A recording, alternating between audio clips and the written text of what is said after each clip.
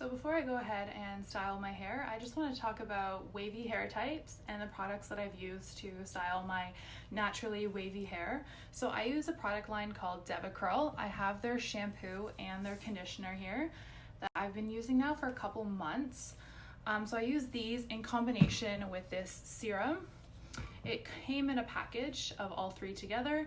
This is their Define and Control Ultra Defining Curl Gel.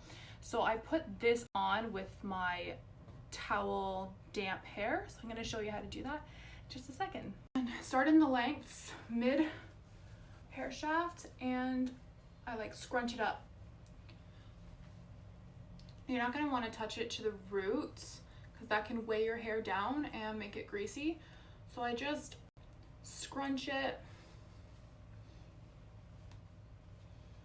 like that. And then I just leave it to air dry. I find that when I blow dry my hair, it makes it extremely dry and it looks very brittle. So by air drying my hair, I find it maintains its natural wave. And right now it's not super defined, but once it completely dries, I'll come back on here and show you the finished result.